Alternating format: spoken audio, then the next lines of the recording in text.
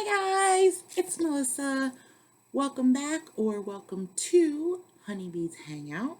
Hope everyone's having a great week. Today is Top 5 Friday, and in case you cannot tell by my ears, it is my very first Disney themed Top 5. But before we get into that, we have to do the trivia question from last week. Last week, if you watched last Friday's Top 5, the theme was 80s cartoons. One of those was Transformers. So the question was, which Transformer was the first to ever appear on screen? And the answer to that is Wheeljack. So now that we've gotten that out of the way, we can get into this week's Top 5, which is Top 5 Disney rides.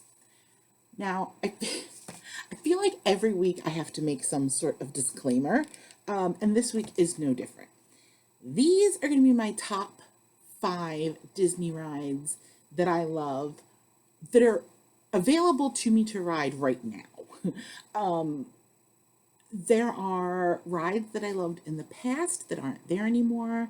There are rides that I'm pretty sure I would love if I had the opportunity to ride them, but literally, like, every time that I've been there, that ride has been closed.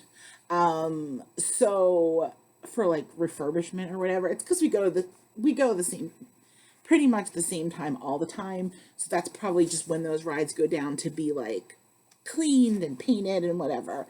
But I never get to ride them because we go at the same time all the time. So that's what I did. I stuck to things that were there now. And unfortunately, what happened, the way that shook out, is that 4 of the rides are in Magic Kingdom and 1 is in Hollywood Studios. So I have none from Epcot and I have none from Animal Kingdom. Like, for example, Epcot, there was a ride from when I was little up until maybe like 10 or 15 years ago, called Journey into Imagination with Figment. That I absolutely loved that ride. If it still existed, I would have put it on the list. It's just not there anymore. Same thing with like the Great Movie Ride at Hollywood Studios, which I thought was cheesy and quirky and fantastic, and had to ride it every time we went. That is also no longer there. So this is limited to things that are there. And part 2 is that it is very obviously, it's Walt Disney World, because that is the only park I have ever been to. I know some of these rides, the versions of them at Disneyland are different. I've never been to Disneyland, so and I know that there are like other rides. There's like a Cars World or something. We don't have that stuff, so I can't judge that way. And then, of course, as I always say, completely random order, whichever order they happen to occur to me in is the order I wrote them down in. So let's get started. Take a gander at my ears here. These designs and these little, I don't think you can see, let me take them off and put them closer, and then you can see all my little children of the world, of what is quite possibly the most polarizing ride at the Disney theme parks, which is It's a Small World. I'll tell you a little bit about it first in case you're not like a huge Disney person and maybe you don't know all about it. It's a Small World was created in throughout like the early part of 1964. It was actually created for the 1964 World's Fair. This design, this really sort of whimsical, these whimsical lines and the color palettes and everything, those were designed by Mary Blair, who's very famous art director at Disney. She worked on films like Peter Pan, Cinderella, and Alice in Wonderland. And then the song, It's a Small World After All, was written by Robert and Richard Sherman, who were brothers who were staff songwriters for Disney. They wrote the song sort of in the wake of the 1962 Cuban Missile Crisis, hence the theme of like peace and brotherhood for countries all around the world. It opened first in 1960. Year did it open? 1969. 1969, because it was one of the original rides at Disneyland. And then it was also an original ride at Disney World when that opened on October 1st, 1971. As for why I love this ride, I couldn't really tell you. I'm guessing it has something to do with my love affair of things that are like bright and obnoxious and cheerful, which is funny because it's kind of in contrast to my overall personality. I'm I'm not like mentally and emotionally colorful and cheerful, but I am like I love like a dress or a shirt or a pair of leggings that's like an obnoxious print. So whoa, my phone's losing its mind right next to me. It's like okay, so like last week when I talked a little bit in the 80s cartoon video about Rainbow Bright, and that I wasn't really sure what I loved about her because she was like cheerful and she lived in this bright, colorful world. So like being inside of It's a Small World is almost like getting the opportunity to be inside a Rainbow Bright cartoon. It's kind of amazing in that way. However, I do realize that a lot of people actually quite hate this ride. And my mother is one of them. And I guess she has good reason, right? Because when I was 4 years old, just shy of 4 years old, we went to Disney. It was my first trip there. I think for a lot of my family, it was their first time there. It was my mom, my aunt, some of my cousins, and me.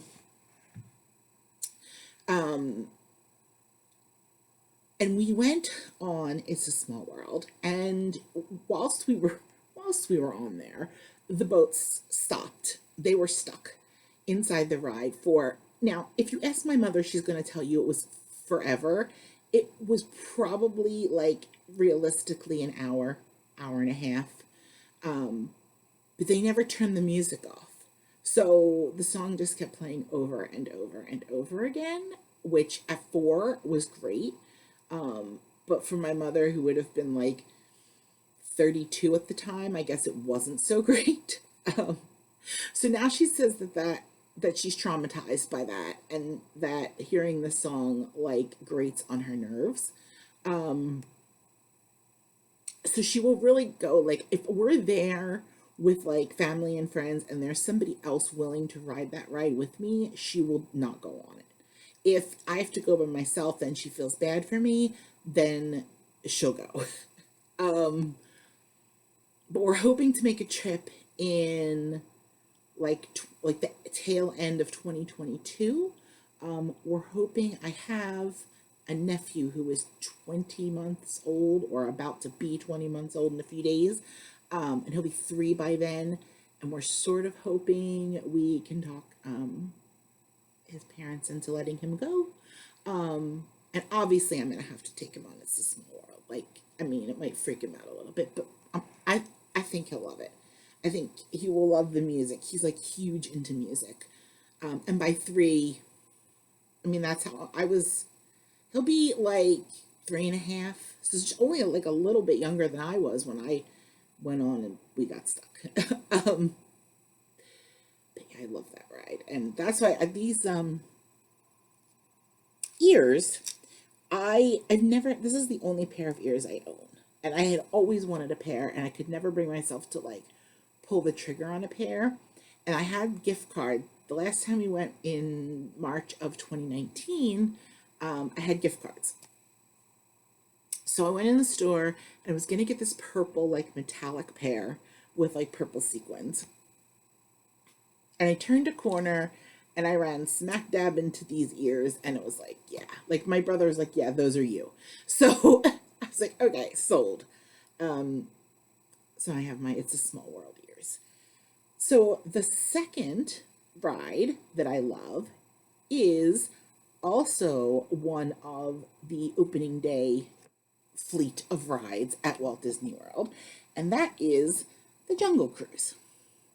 So the Jungle Cruise is based heavily on the 1951 film The African Queen. It was designed by Harper Goff.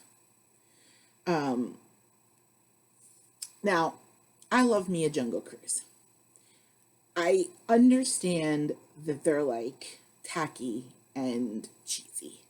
But when I was growing up, so I grew up in Philadelphia, and we used to go to the Jersey Shore for vacation. We went to a town called Wildwood, which later on, my mom and my brother and I would wind up living there for a while. But they had a boardwalk, and on one of the piers on the boardwalk, Hunt's Pier, which is not there anymore, they had a Jungle Cruise.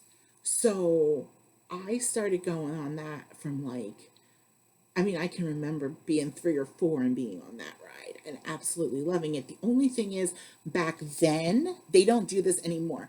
But back then, one of the things was this like hippo that came up out of the water, and the boat captain had a gun and would like shoot the hippo.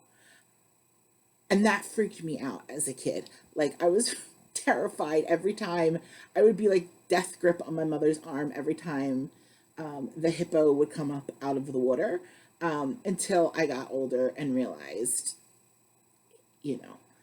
And now, so at Disney World, I mean, it's pretty much the same. Like I think any sort of jungle cruise ride is pretty much the same concept.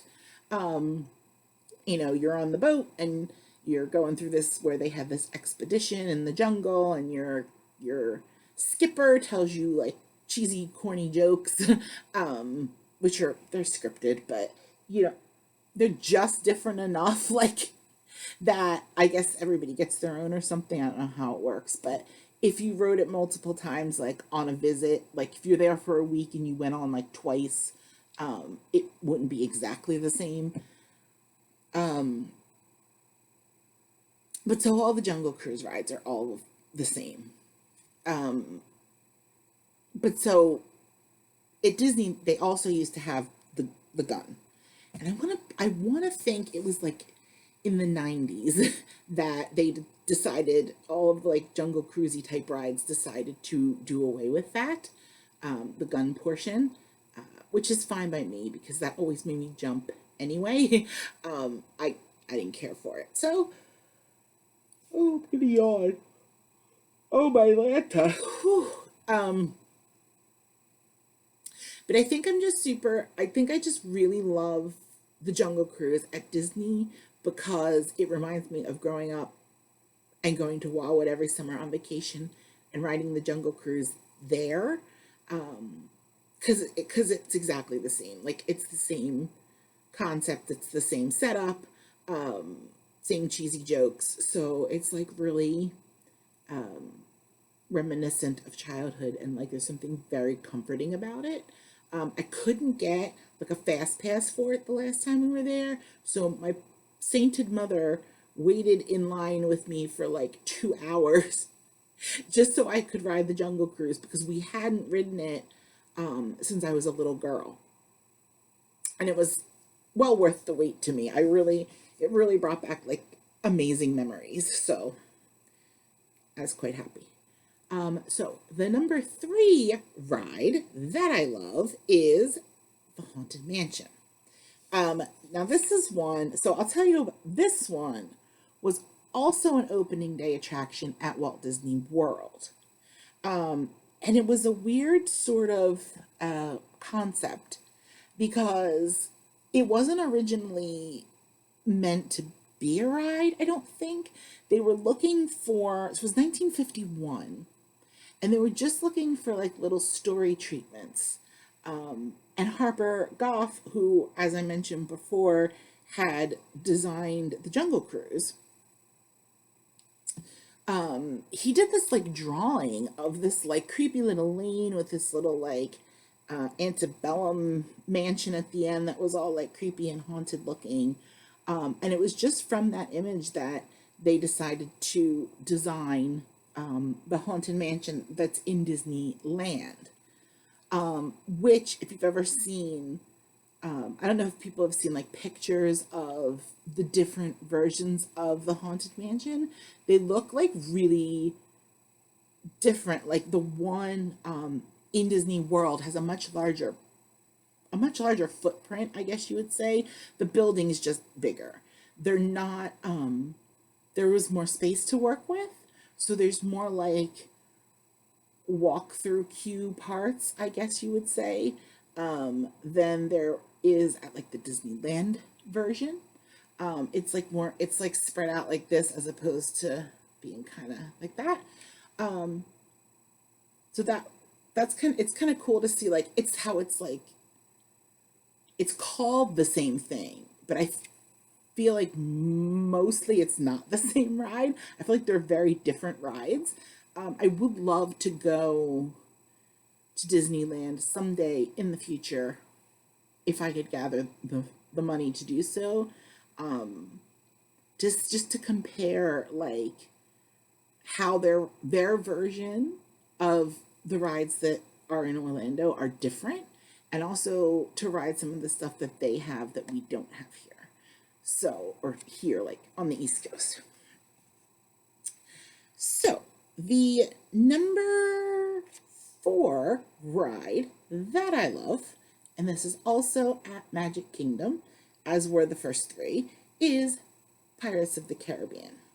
Now, when I was looking up the dates and stuff for this, I learned something interesting. I learned that Pirates of the Caribbean is something that is called a shoot the chute ride, which is it's a it's a flat-bottomed boat that goes down a ramp or a flume and then out into a lagoon. And I'm thinking to myself, how is that different than like a log flume? So I looked up shoot the chute versus log flume, and it says that the shoot the chute usually has a wider boat, so you're sitting like 4 to 6 people across, and there's only a single drop. Whereas, especially nowadays, most log flumes will pull you up twice, at least twice, and drop you. The chute just has one drop. So that was, and I actually saw, if you, when you Google it, they'll show you like old school ones at like Coney Island and things like that. And they're actually kind of cool looking. So that is something fun that you could look up if you're interested in like old school things like that, which I am. Is the old fashioned like shoot the chute rides, because they're pretty neat. But as for Pirates of the Caribbean itself, it opened in Disneyland in 1967. And it was actually this made me a little bit sad. It was,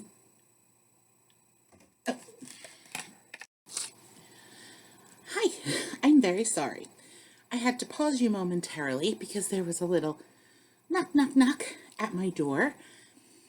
And it was my nephew, who's 20 months old. Well, almost. The 15th, he'll be 20 months old. And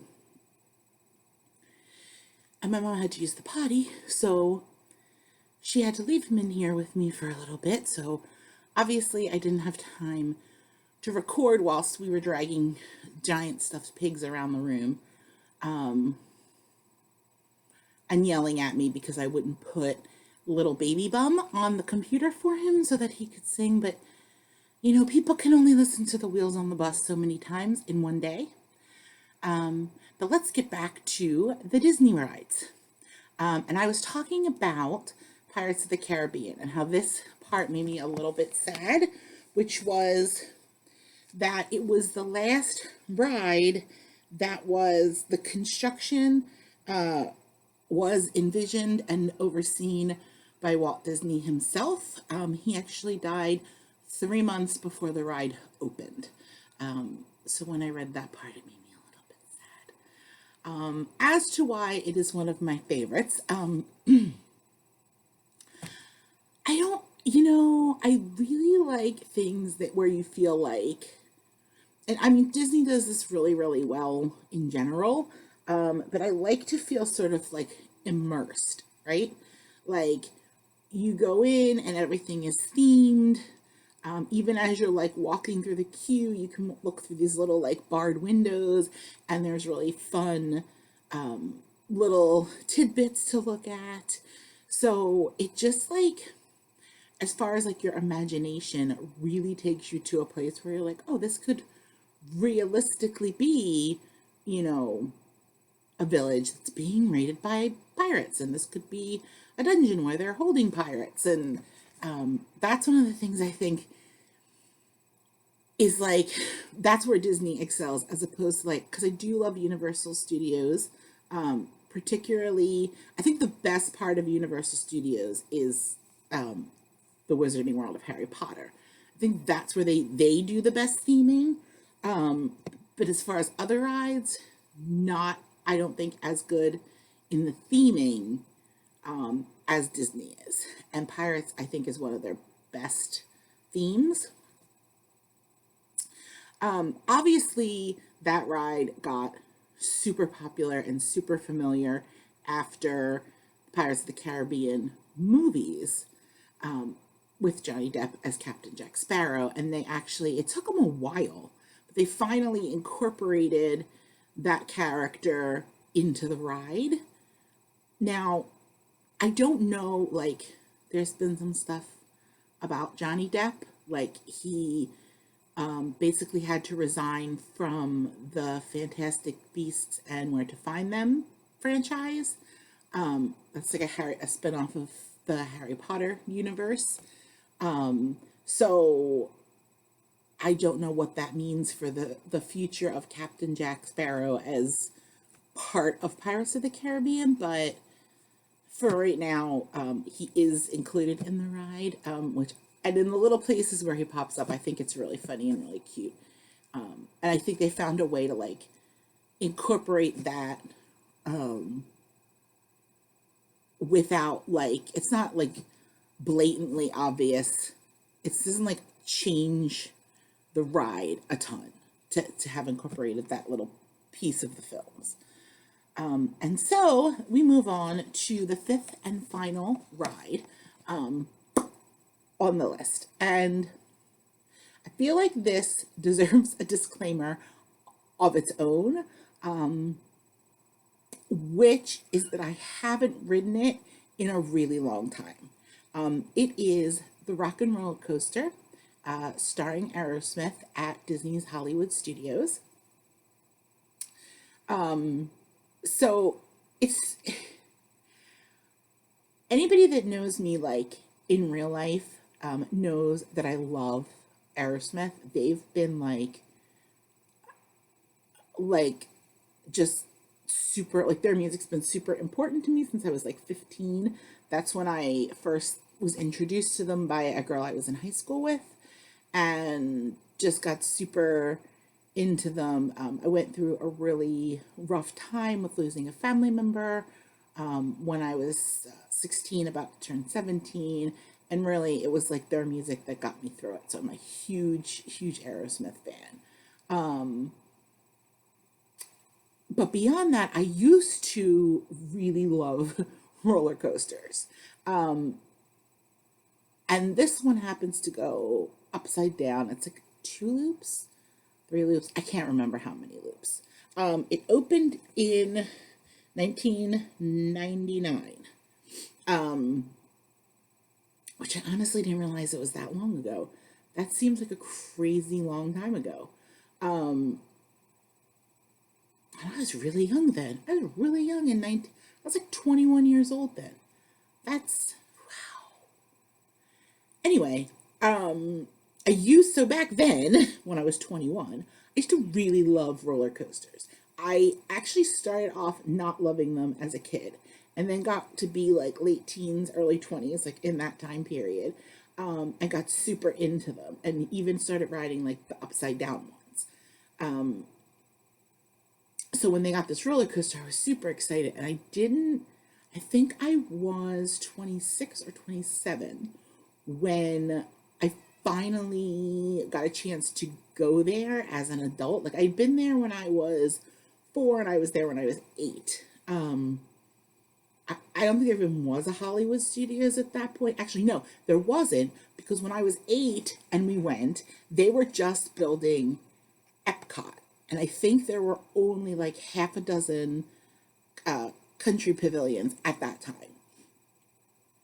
So there was definitely no Hollywood Studios, and there was way for sure no Animal Kingdom. So it was just the two parks.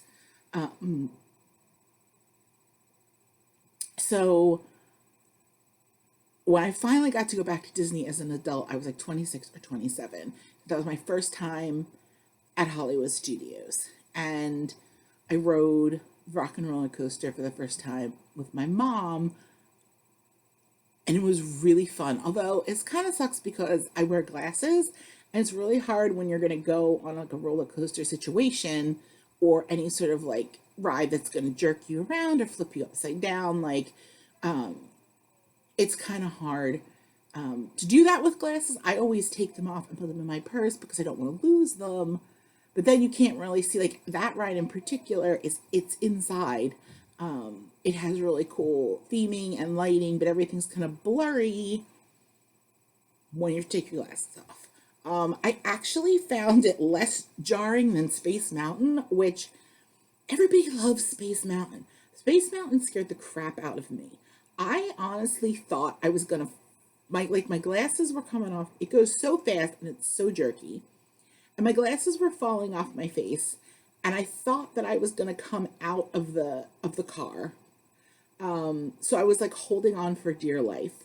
And I don't know what's fun about that. Everybody loves it, right? And I was like, oh, it's not that bad. I thought it was that bad.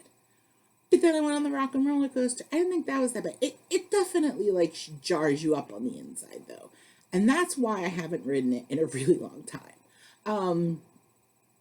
Well, that's part of the reason.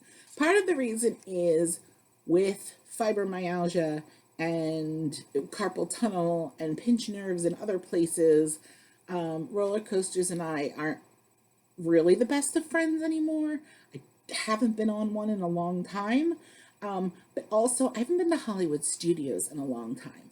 The last two times we went to Orlando in 2016 and 2019, we didn't go to Hollywood Studios. So, and part of it is that, like, they did close a lot of the rides. Like I said in the beginning, there's a lot of rides that I loved that aren't there anymore, and they closed a lot of stuff down at Hollywood Studios that I used to, like my mom and I in particular, used to really love, and we are not Star Wars people. So, like, if we were into Star Wars and we were excited about like Galaxy's Edge, I could see going to Hollywood Studios. But we're really not, so we haven't been there. Although we're kind of hoping to go in 2022. I don't remember if I said that already or not, but we're trying to hoping to do like a family trip. And I think I do want to go because there is the Toy Story world, the Toy Story Land. And I love Toy Story. Like, those are the first original, like, just Toy Story is still probably after all this time my favorite like Disney slash Pixar movie, as Disney Pixar as opposed to like Disney animated films, like cartoony animated. But people are like, that's an old movie, and there's so many other ones since then, and that's true, but there's just something about Toy Story that I find so like beautiful and magical, and it just gets me in the feels every single time. So I feel like I have to go to the Toy Story Land. Even if I don't ride, because there's not that many, like the rides are kind of, there's the Slinky Dog Dash ride, and I think there's like a Toy Story. It's not a ride per se. I mean, it is a ride in that you ride through it, but you are supposed to like shoot things like Toy Story Mania or something like that. And you get like a score, so it's like a ride slash game. Um, so even if I don't do the ride part because they're not like that thrilling, and I don't know if it's going to be worth it as an adult to wait in line for that stuff. But just to be there and see like the theming and everything, and just like get the vibe of it. And also, I heard they make homemade Pop Tarts. I heard there's like a little booth where you can get homemade Pop Tarts. Yeah, so that is my list of top 5 Disney rides at Walt Disney World. And as I as I've done in the previous 2 weeks, I will leave you with a little trivia question, which I I think this one's super easy. I think if you love Disney, I think if you've been to Disney World at all, as like old enough to remember, like if you were there when you were like 5, you might not remember. But the question is, how many happy haunts take residence at the Haunted Mansion? So I think that's actually a pretty easy one myself. So I'm gonna get going. I have some chores to do around the house. We're supposed to have an ice storm this weekend, Saturday night into Sunday. So I imagine it is an at-home doing not much of anything sort of weekend. So maybe I can pull some stuff together, organize my clothes or something. I should probably make a bag for Goodwill. But I really hope that everyone had a great week and that they will have a great weekend. And I will see you on Tuesday.